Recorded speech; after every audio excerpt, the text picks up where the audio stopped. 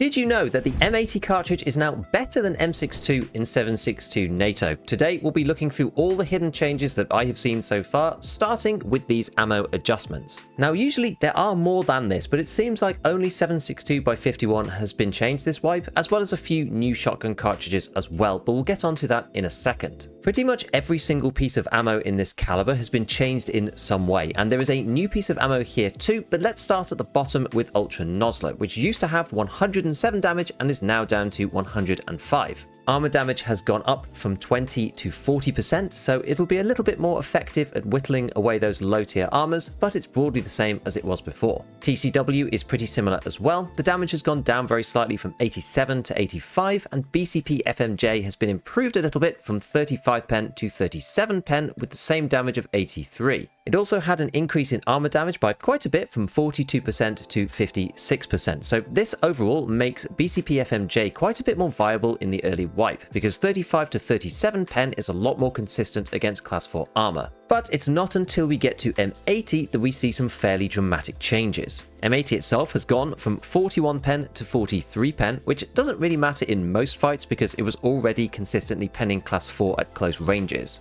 But what this does do is it makes the longer range weapons more consistent over distance versus class 4 helmets, as we have 2 more pen to play with before it drops below about 39 pen where a bounce is more likely. BSG have kept the damage the same at 80, and the armor damage has gone up very slightly from 66% to 67%. Here's where it gets interesting. M62, which used to be a little bit better than M80, is now worse. The pen has been nerfed from 44 down to 42, which is now 1 underneath M80, and the damage has been increased from 79 to 82. The armor damage is also down from 75 to 65 as well, so M80 and M62 are almost the same bullet these days, and if you want something better, you're going to have to move up into the final 3 rounds. Now, the next bullet is M61. This had its pen reduced quite a lot, down from 64 to 55. That still makes it a very good round, but against class 6 it's not an instant pen anymore, but these days it doesn't really matter too much. The damage has been increased from 70 to 75, but the armor damage has gone down from 83 to 71. I don't think this matters too much for M61, but interestingly they've added a new bullet, M80A1, which has leapfrogged M61 in penetration with 60 and a damage of 73 with an armor damage of 79.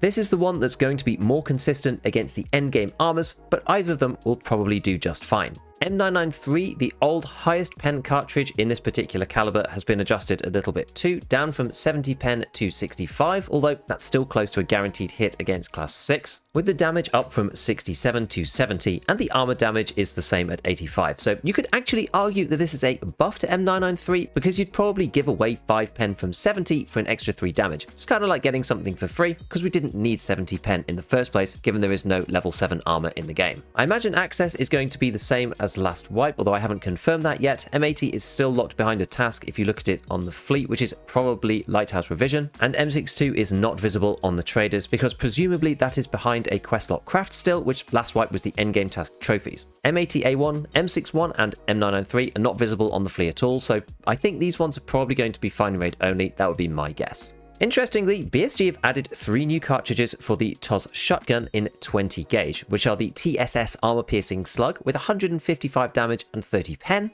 the Dangerous Game Slug with 143 damage and 25 pen, and a 24 pen flechette cartridge, which is a slightly weaker version of its 12 gauge brother with 8 darts of 20 damage for a total potential of 160. This isn't going to be a game changer for the TOS, but if you do end up using it or there's a quest or something that requires it, then it's going to be a bit easier now. Next up, we're going to look at the hidden extract. So I have to give all the credit over to Rima, who makes these amazing and beautiful maps and puts them on the wiki and his website. So go and check it out on reemr.se or look at the Escape from Tarkov official wiki because all of his maps are up there. And all of the people who provided information to him, a bunch of streamers and another set of dedicated people in the community as well to get these hidden extracts. So you can go to his maps and you can find where the hidden extracts are. Typically how this works is you have to find an item on the map. It's usually a slip of paper, either with a code word on it or a map, and once you have that in your hands, you can then go to the hidden extract and extract out of that location.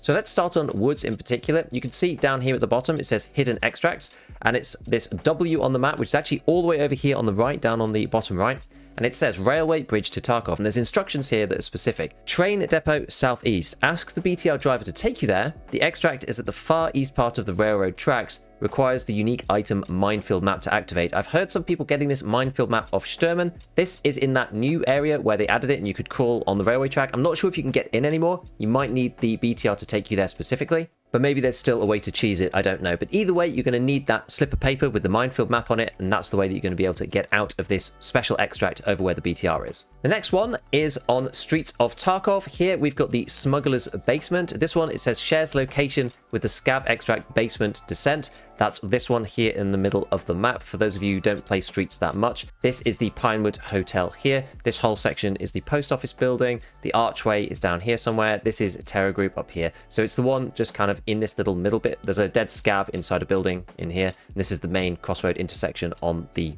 primary street that you go through, Klimov Street, as that intersects with the main street down here. So it's just inside that corner. But again, you'll need a slip of paper. A lot of people are saying they're getting those in filing cabinets as well. So on Streets, there's a ton of filing cabinets. That's probably where you're going to find it. And then you can go to this Smuggler's Basement and extract it out of there. Next one is Shoreline. So on Shoreline, again, we'll go and look at where this hidden one is. So it's the Mountain Bunker. You need the code word Heartbeat, another slip of paper. This shares the extract up with the Scav extract, which is the old bunker extract. It's basically a big door on it, which says D2. Which is sort of reserve, because reserve is above Shoreline in the kind of over map, which, the connected maps perspective. So it's up there, and once you've got the slip of paper, you can go out of there. It's quite close to the car Exfil and the Climber's Trail, which is the one you need Red Rebel for. So later on, you're probably not going to really need this because there's 2 other Exfils up here, but it's interesting to have it there. Next one is on Lighthouse. This one has the hidden extract Passage by the Lake, which is this up here. There's a cross there, and you need to get the minefield map for this one as well. So you go through and then you can extract up by the lake. This one actually could be kind of useful, so we'll see exactly how that goes. Next up, we have Customs. This one has 2 hidden extracts. They've actually reused old extracts that are now no longer present. So Smuggler's Boat and also the ZB1012 extract are both hidden extracts on this map. And you need the unique item to activate, keyword Voron. I think you can go to either if you've got the piece of paper, and you'll be able to go to either of those hidden extracts to leave the map, I believe. We also have a hidden extract on Factory. I'm not entirely sure why, because Factory is so small, it probably doesn't really seem necessary. Maybe it'll be part of a quest, I don't really know. But the hidden extract on here, so it's apparently up in this little cellars area, just in the open area just outside of it. So you can see that R there. Smuggler's Passage in the northeast tunnels requires the ARC keyword item. So slip of paper, and then you can go down into the cellars to extract out of there. Ground Zero has the Tar Towers sales office as the hidden extract. You need to go and get the adaptation slip of paper to extract out of here. And this is quite close to the Streets of Tarkov transit. This is the one where the van is, and it's over in the office just down here. It's kind of near where there's a little minefield. There's a safe outside. It's down there. Basically halfway between Emacom and Nakatani and across the road. So that's where the Ground Zero one is. On Reserve, we have the Exit to Woods. This shares with the transit, basically. So it says behind the APC on the hill at Hole in the Fence, you need the unique keyword item Minefield Map to activate it. So this is where the transit to Woods is. You can see this W here, the transit to Woods is there. And this one, you're going to use it same place pretty much behind this armored vehicle. You've got that there. You take the map to it and you can exit out of there. So next I want to talk about something else that's on the maps, which is Santa's Sleigh and the Christmas markets. Now, I actually don't know where these are on every single map as of yet, but on Customs in particular, you've got Santa's Sleigh, which is up here, which is by the big kind of telephone mast type thing. It's over just above it up there, and you basically get like a free airdrop out of it, which is pretty cool.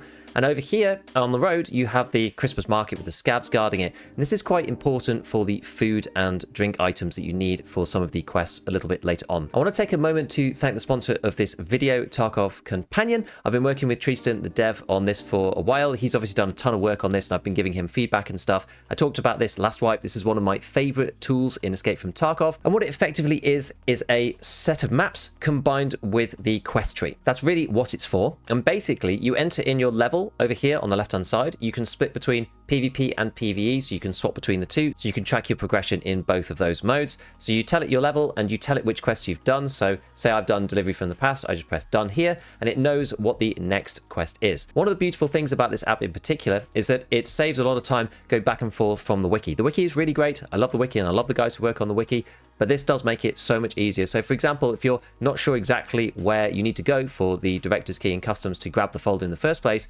once you're in this quest, you can go and look at the picture which it shows. And if you're still not sure, you can press find on map. And what it'll do is skip you to customs, and it'll show you exactly where this thing is. And you've still got the screenshot there if you need it. You can navigate across different levels of the floors within each building separately. So it's not like a different overlay. Like each building has its own separate set of pictures, which you can flick between, which is really handy. And when something is hidden on a different floor, so for example, if I click this, you can see there's a outline there, which is sometimes a little bit subtle. So if you're not sure exactly which quests you need to do, you can press this hourglass here up in the filter, and when you press that, you get a nice flashing color around all of the quests you've got to do on the map. This is a really nice way of seeing what you need to do in various places. You can just go to a map, for example, and it'll show up little icons around the map based on things that you need to do. For example, here I've got this green outline around the office. So up there, I've got to go to the factory break room and do delivery from the past. So if you're visiting a map, you can basically say, hey, this is all the things I've got to do there. And it's very, very handy for that.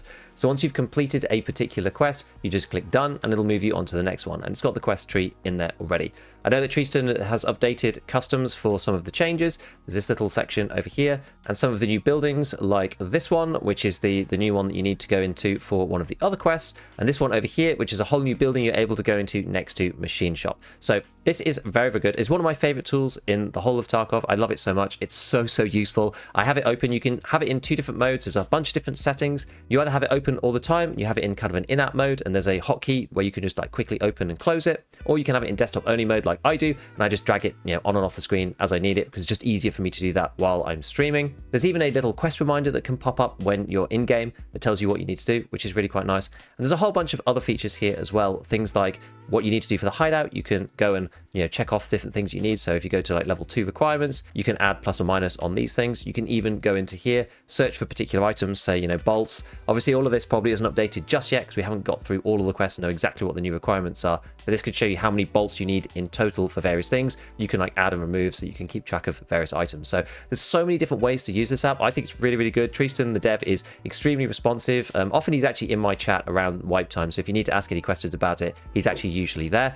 But do go and check it out in the link. I've got a link down in the description and in the pinned comment to go and get a download of it, and I really do think it's very good for many, many players. So we were just talking about the Christmas markets and the Santa stuff, so let's go and have a quick look at some of the items that have been added to the game. We've got in new barter items in other. This is the special items that are for this particular series of quests. You can see there are the new arena posters and things which you can put in the hideout. These are the cosmetic upgrades. But we've got actual items that have been added to the game as well. Jar of pickles in particular, required for certain quests. And the one that I do want to point out in particular is the Olivia salad box. This one doesn't seem to be required for any quest at the moment, but this sells to therapists for nearly 100,000 rubles. So look out for these salad boxes. They are extremely powerful, and especially given that the flea market is not going to be open for 2 weeks, selling these things is going to set you in good stead. I've nearly got 1 million rubles worth of salad boxes at the moment. I'm a little bit scared to sell them right now, just in case they turn up in a quest. But if you are struggling for money, apparently you can get lots of these on Scavs. I mean, I've found quite a few already, so hopefully we'll just be able to sell a few and make some relatively easy cash. There's also some other stuff for this new event. Things like in the flammable materials, we've got this, a special 40-degree fuel. I believe this is for lighting the fires near the Christmas trees if you're in the Horror VOD event,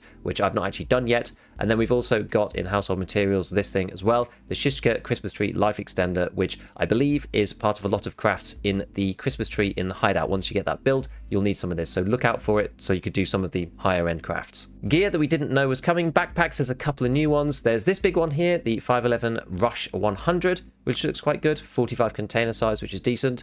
The one that you're probably going to see mostly is this one, the Mystery Ranch Terraframe. This has got 30 container size, which is pretty good, and it's on Scavs quite often. It's got these 2 antlers on it, makes you look kind of cool. And there's also a Christmas tree version of this. I think these are basically the same, just very slightly different look, but these are really good for looting in raid. They're only 5 slots less than a Pilgrim, for example, which is pretty cool. The other one of note is a bunch of different headgear. There is a Ratnik now in Arctic, which is kind of neat, and then there's a few others that I've seen as well, which is like this MTech Flux ballistic helmet. There's a couple of others too, the MTech Strike, which is in Tan, but the MTech Flux in Arctic is one of the new winter gear ones as well. There's a few other things in winter too. There's like LBT camouflage there, and then in tactical rigs, you've also got stuff like the bank robber, which is also in white as well. And then there's a face cover, which is the mask, also for winter. Got the balaclava in white too. So there's quite a bunch of different gear. We'll probably unlock some more as we go through. But now let's have a look at other parts for weapons in particular. So in magazines, we have a new magazine here, which is the 45 round mag for 5.56 AKs. So finally, the AK 101 and the 102 and not restricted just to 30 rounders anymore. And the reason why this is interesting is because this also fits into the Achilles Defense Velociraptor, which is the new weapon in 300 Blackout. So if you go and have a look at this, they've renamed this to Builds. They keep changing the name of this, but that's fine. I think it makes sense to be called Builds. So we'll open up this guy. You can't really do much to it. Yes, you can add this new 45 round mag, which is -8 ergo. It's about the same as the regular ones. The handguard can't be changed. You can put on a small sight of some kind. There is no bastion rail or anything for this, so you're just kind of stuck with this little mini optic. The other thing that you can do is you can add on a rail like the Cobra, and then you can put some more sights on there. But otherwise, there's not really anything else that you could do with this guy. You can add on like the AGS, and then the Zhukov is probably the best that you can get. So 64 ergo and 83 recoil is probably where you're going to be with this. But yeah, this is 300 Blackout in 600 RPM only, which is super low, but it gives a little bit more variety in terms of 300. This is only the second gun that we've seen in this caliber, so it's a welcome addition. We've also got a new AR-10 magazine. Let's see if we can find this. Down here, the AR-10 X25 50 round drum mag. So this is for 7.62 NATO, as you might imagine. What's quite powerful about this is that this works for the MDR, the SCAR-H, the Spear, also for the SR25, and the RSAS. So these weapons have been bumped slowly up from 20 rounders up to 25 rounders in the last patch, and now up to 50 rounders. It looks like it's going to be a barter from Mechanic 4. And the one that I think is probably the most interesting is if we go into assault rifles and we're going to look at the new SCAR. So the new SCAR is this guy here, the SCAR-H X17. And this is just a lower receiver. So we're going to edit the build on this. It looks like you can only get it from Mechanic 4, but it doesn't seem locked or anything. It's just 30k. So that's actually quite powerful. We'll have a quick look at the build for it. I did actually make one already, so I'm not going to go painstakingly through it. Not much has actually changed, but we've got this meta version, which is only 37 ergo, which isn't that great. But this is basically all the crazy stuff that we put on last wipe with the CASV and also the extender. We have this 50 round drum, as you can see on it. This thing is 37 ergo, which isn't amazing, but it is 71 vertical recoil, which is probably one of the best that you can get in 7.62 by 51, in my opinion. And I think this SCAR is going to be absolutely insane. You could probably modify this for ergo a little bit more if you want to, but I think for the time being, I'll probably just, go with this one. There is another build. There's a slightly different one, which is the PMM low build, and this is the one that actually allows you to add a bipod mount onto here. So you could use this with the bipod, like big DMR type thing if you want. This is a medium barrel version, by the way, so you could go for a short barrel, but usually kind of starts to limit stuff if you do that. So I think this thing is going to be pretty good. We also have the PP19, which has had a few new parts added to it. Nothing too crazy, don't think it's that insane, but we've got the SAG Mark 1 M-Lock handguard with a gas tube, which looks kind of cool. And we've also got this thing as well, the Vichaz Vector left side charging handle, which looks pretty neat. And you can add that now to your PP19. And then the final one is on the MPX, which we also know had a rework because we saw lots of screenshots and pictures of that previously. And what really changed with this is some extra barrels. There are now multiple barrels for the MPX SD. The previous one was only this one, the 6.5 inch one. Now there is a 6.75 version and also a 4.75 version here. This is probably the one that's got the highest ergo. So 4.75 has its own special suppressor, the Ronin Arms 8 inch, and as does the longest version as well. Does it really matter? Not that much. It's probably still just going to be cheaper to go and grab one from Peacekeeper, but there's a little bit more variability within the MPX at this point. Now, I don't want to dwell on quests too much. We're just going to look at the starter quest on each one because I've not done those yet, and there's going to be a ton of guides out there, and we're just going to have to see how these things progress. But the first set of quests you get for the new Christmas event, first one is Christmas dinner. This is where going to those Christmas markets is quite important, so go and have a find out and see where those are on each map, because you need pickles, Jack Daniel whiskey, Tarkovsky vodka, Devil Dog mayo, peas, and beef sausage. You can usually find these around that kind of like Christmas market area where scouts are guarding it. I'm nearly done with this, just need a few more bits and pieces here and there. We then have the hide in plain sight. This is locate and visit the Christmas tree on all of these various maps. Any old Christmas tree won't do. It has to be the one basically inside the Christmas market. There's like a big one, and this is going to be important for the event. So this is going to be the first part that we need to do. I should have mentioned before for the previous task, this is quite good to do because you get 3 AK-60 rounders. So you're going to be able to basically complete ice cream cones with this and or use one of them for a gunsmith build later on if you need to. So this one's actually pretty good, and it gives you 20k XP. So back to the Ragman one. This one is 7,000 experience. You just go and visit it on each map. I've only done it on customs at the moment, but there are some guides out on YouTube. I don't think it's quite on the wiki yet, but there's some guides on YouTube as to where to go for each one. I know for Shoreline, for example, is one just at Resort. So I don't think they're necessarily too hard to find. It's quite a big feature on the map, so you can see it fairly easily. And then the last one that I'm completing at the moment is this provide viewership one. This is in the new building on customs. This one actually is on the wiki, so you have to go and plant a bunch of cameras. But once you're finished, which it doesn't tell you, is you have to eliminate targets inside the industrial plant. Scavs seem to just swarm to it, so try to get there as quickly as you can and plant all the cameras down, because then you can kill a bunch of scavs. I've certainly killed about 20 scavs in this place, but because I didn't have all the cameras down yet, it didn't actually count. So you can only get the scav kills or any target. I mean, PMCs count too, but obviously you'd rather fight scavs. So go and do this and plant these things first, because this one gives you 32,000 XP, which in the early wipe is actually pretty big. 45 GP coins as well is good. 3 packs of M855A1 in 50 pieces. This is also huge. So this is definitely worth doing. So go and get that done. And then there's going to be some more parts after this, which, yeah, we'll just have to see what comes. The only other thing that I wanted to mention for the time being that was actually just like completely invisible and hidden was the change to light switches. So there are some light switches you can turn lights on and off. The one that I've seen so far is up in the customs office, but I'm sure there are probably others elsewhere. I like the extra map interactivity, and I'm sure this could be used for other stuff that's more interesting going forward. So that's a little bit of an extra change, one little sort of secret Easter egg one. Maybe it'll be useful at some point, I don't know, but it's just interesting to see that they've added that. So I'm sure there's a ton more stuff that we're going to discover over the next week or two with the flea market still locked. In the meanwhile, big shout out to all my patrons, and as usual, have fun in your raids.